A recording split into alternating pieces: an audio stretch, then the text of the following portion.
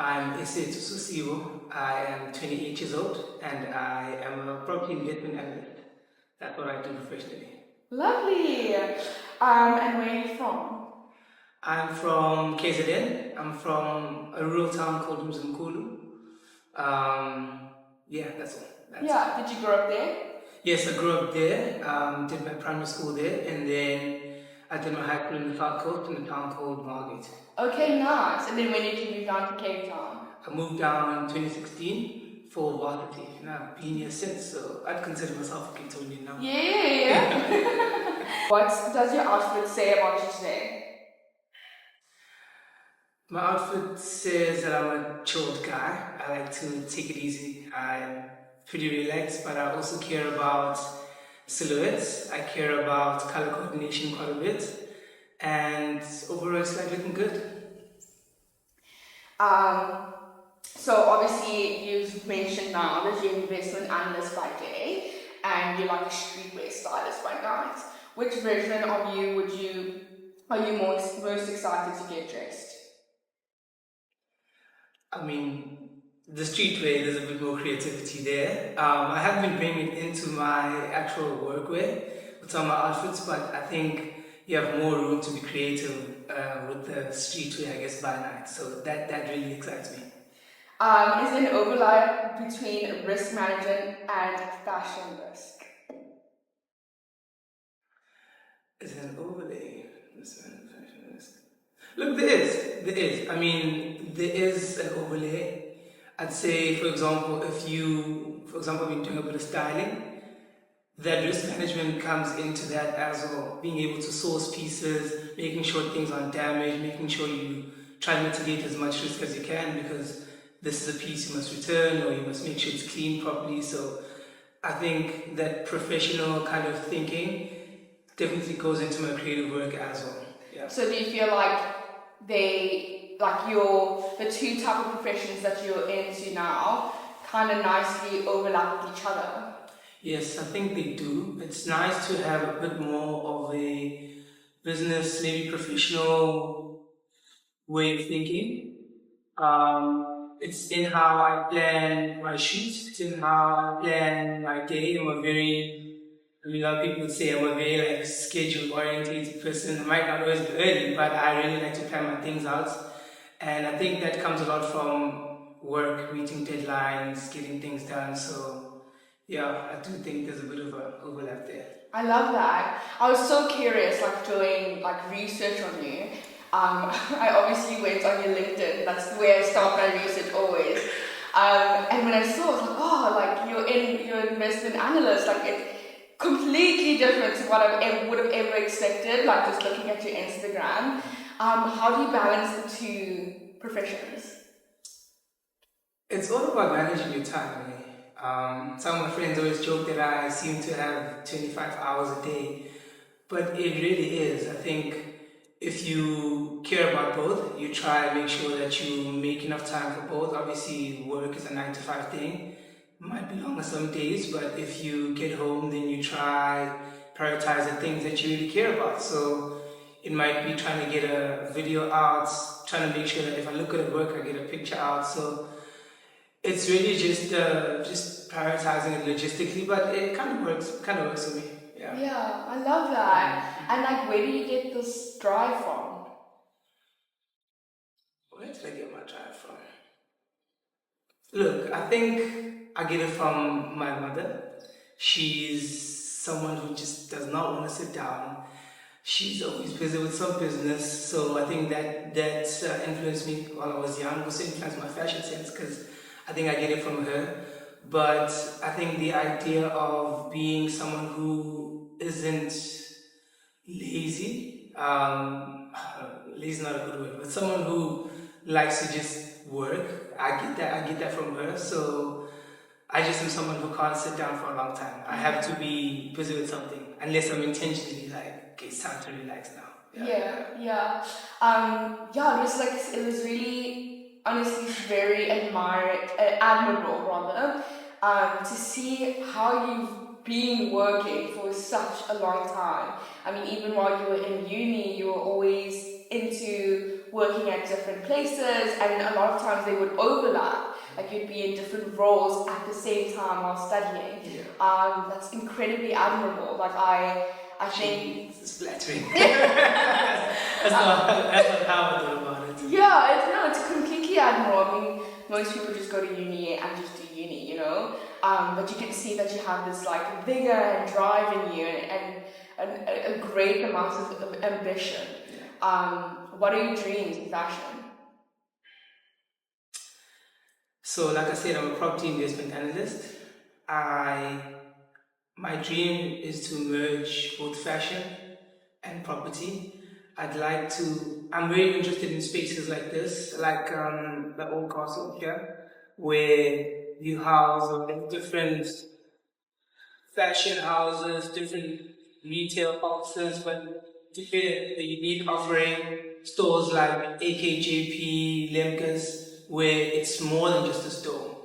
PPC, when it was still around, it's more than just a store. It's a place of experiences, it's a place of retail though, and it should make sense to the property in terms of commerce. So that's where I'm trying to carve kind of my professional role, but what that also looks like is that maybe I go into retail, I go into fashion retail, I go into fashion creating. So I think that's kind of the North Star for me, and that is what I'm working towards. Fabulous. One of my friends' moms always spoke about like when we started uni and just before like a trip. She's always telling us that girls, you need to create a niche for yourself. It's not about, I guess, this idea, okay, or traditional idea of you need to be doing commerce or like doing law and all these things. Like there's so many people who have those degrees and not necessarily doing well in their career, but it's more so about creating a niche for yourself and what can you bring to the world or to a company that other people can't bring. So it's really, I love to hear that you had that's your North Star.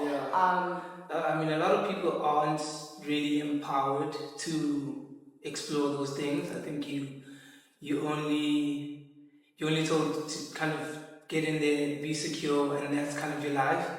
But maybe it's a privilege for me to sit down now and think that what really drives me, what would I really want to do?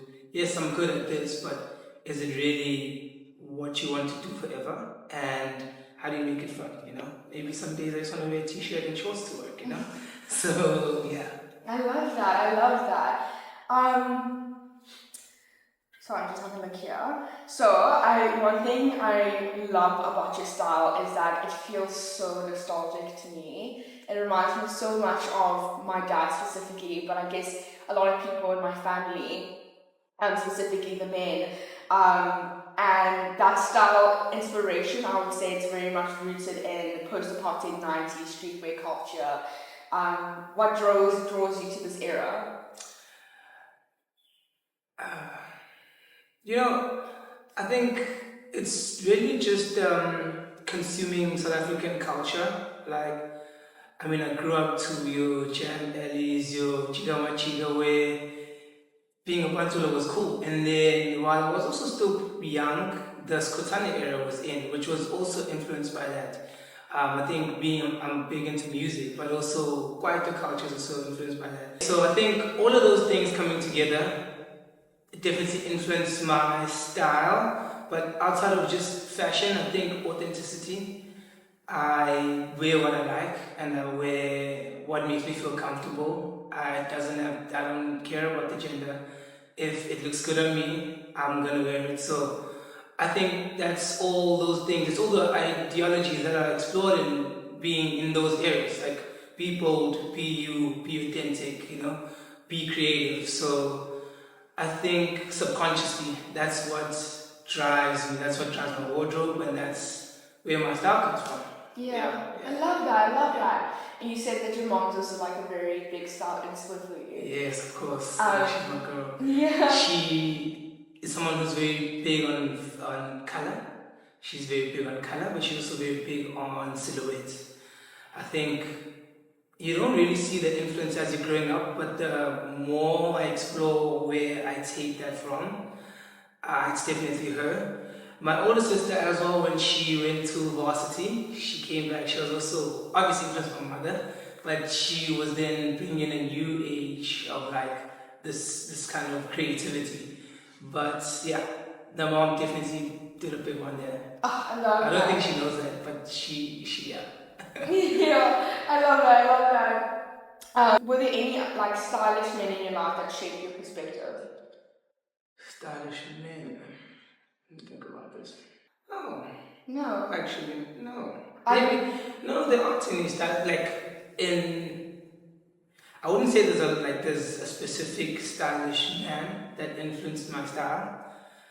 And when I think about it now, it's probably what like drives the idea of non-conformity when it comes to clothes. Like if it's a woman's, pants, if it looks good on me, it's in the women's section, I'm gonna wear it.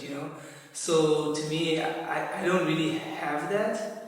But maybe if I were to look at maybe celebrities, I do think people like ASAP Rocky would be a big influence in kind of just exploring style. I think that's when I came to varsity, started getting more into hip hop culture. Definitely he is a big one. Bit of Tyler as well. So yeah, I think if you were to put those figures who are male, yeah, they play a bit of a role, but I wouldn't say it's part of the formative kind of stuff. Yeah. I love that you spoke about ASAP Rocky. Because I think while I was like doing research on you, that ASAP mob was kept coming in my brain. Like, I guess even just the way you document your lifestyle in Cape Town reminds me of that 2016 era with the ASAP mob and always around in these fashion spaces, and even when you weren't in these fashion spaces, they made the spaces look cool. You know what I mean? And I think you have that ability to like make things look effortlessly cool without overtly trying too hard. Yeah, I don't know, I'm really happy that you mentioned that. I was like, okay, I'm glad that I'm on the right like train of thought. Interestingly, I wasn't that big into hip hop until varsity, but that 2016 era, like, South African hip hop was doing well, but also you mentioned your ASAP mobs, Kendrick and them, everything was just it. And you come to varsity, it's now a melting pot of all these different things happening, and I think back then hip hop was kind of in the forefront of things, so that influenced a lot of my style. Came in through thrifting, because obviously varsity, you're still a student, don't have that much money. But thrifting, the kind of pieces I got, the kind of clothes that I got started to shape my style and evolve from what it was before varsity. So yeah, definitely I do think there's a lot of hip hop culture influence in there. Yeah, I love that, and I guess I did quite a bit of research on ASAP Mob because I had a boyfriend at the time who was like obsessed with them, and I was like, who are these boys? And I know that ASAP Rocky, he started off his fashion career with thrifting in Brooklyn. And I love that. I love this idea of like, I guess there's a saying where like creativity comes through limitation. So being confined to like when you're in uni and like you don't have fucking 10k to like spend on like clothing, and I only have this amount, how can I be the most creative with this limited amount of resources? Absolutely. I think that also influences my idea on fashion right now and my wardrobe. I've come to a point where I'm trying to be more into slow fashion. Well, I don't like fast fashion. It's not really sustainable, I think. So, but I think it's all of that. So understanding that you don't have to go out and buy something new every month, second month. You can go find a nice quality thrifted piece that you can wear over 2, 3 years, and then that could maybe then evolve. But to me, I think slow fashion is very important. That's how I want to curate my wardrobe, that I buy quality clothes that will stay with me for a long time, and I can style them in different ways. So yeah. And do you feel like your partner's influenced the sustainable fashion Absolutely, absolutely. She is very big on like sustainability, policy work around maybe outside of fashion, but also just like energy resources. But it's a conversation we often have about the impact of different industries on the environment we live in, you know, and how it impacts different parts of society, be it the workers, be it the actual like environment, like the you know stuff going to landfill. We have those conversations often, and that probably shapes our views, you know. But she's definitely big on that. I think she's a huge influence on that. I mean, we met a while ago, but we've you know we've grown together. We've grown together, and I think we share a lot of those ideologies now. So Yeah. yeah, Obviously, I know that she's like a Rethread daddy. yeah. Has she influenced your style in another way? I actually discovered Rethread through her. I was thinking this morning, how did I come across Rethread? I think it was that time, I don't know what year it was, maybe like 2023, 2022, when Rethread was doing those dresses, like two-tone dresses. It had like maybe like a black and like a bit of like a, I don't know. But that's when I first came across Rethread. But to answer your question, how she may have influenced my style, she, I think it's in what we just spoke about. She usually doesn't have too big of a wardrobe, but she always looks good. Like she knows how to put it on. I think sometimes, even creatively, I'm trying to get out the house and she's getting dressed first. Then I'm like, oh, this is kind of a hot fit. Like I think I can copy this. So she may influence her like on the day to day, but I think in terms of fashion ideology, it's more so slower, conscious fashion, trying to buy more quality pieces instead of like fast fashion that after 2 3 months, after 2 3 washes, doesn't look the same. So I definitely think that's how she's influenced me. But outside of that, I'd say I still drove a lot of my own kind of through my personality, how I dress. Yeah, Yeah, yeah. I love how like even in your crop series, there's like episodes where you only have you bought one thing in that month, and then there's other episodes where it was like you got three things and it was like more elaborate things. I think like even just really highlights your this important ideology of wanting to have slow fashion and being very intentional about what you're buying. Um, and how it relays in that series. Like you're not, it's not because I feel like most of the times when people do like unboxings and stuff, it's very overconsumption, Yeah, yeah, like censored. Whereas yours is more like what I've intentionally bought to bring out the rest of my wardrobe. yeah. I think it's so important to like shop around and look at stuff, see what you like, even if you like think about it for like a month or two, you know, and then when you get it, I feel like it always feels so much better that way. But you get to think about how this can elevate your wardrobe and your looks in so many different ways versus like seeing something there because you can afford it, then you buy it. But yeah, I haven't done a cup series in a while actually, and I've now accumulated a few things, but maybe I'll begin again sometime in the year. Yeah, real. What's one misconception that people might have based on how you dress? You know, maybe based on the clothes I wear, like the spending on quality over quantity, people may feel like, oh, like Setu has a lot of money to spend on clothes. But I think it's just intentional buying that you'll maybe look at something over 2 3 months, you save for it, or you wait for the right time to like buy it. I think it's like being able to plan your wardrobe properly. It's less about spending a lot of money on your wardrobe, but just being able to plan it. So maybe that's maybe a misconception people might have about me. Yeah. Yeah, I think that's like that makes a lot of sense. Um, because I think I have the same thing as well. People always expect that I have all this money. It's like, no, I save a lot for like pieces I want. Yeah. And I'm always quite intentional about what I'm going to get because I don't want it to look like a character. Like I want it to feel like me, and Yeah. sometimes spending time and saving makes me constantly think, I do want this. Exactly, exactly. It's that. I mean, for my birthday, I bought myself the what's that pants? Those brown pants? The Tokyo trousers. No, no, no. Arc trousers. Like for my birthday, I bought myself the arc trousers, but I'd been looking at them for like a while.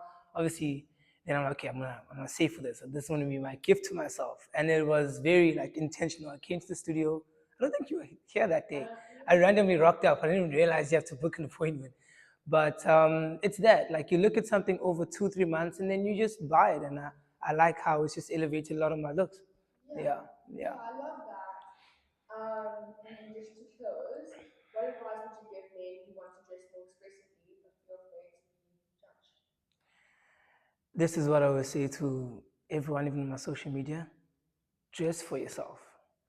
Dress for yourself. Dress in what makes you feel comfortable.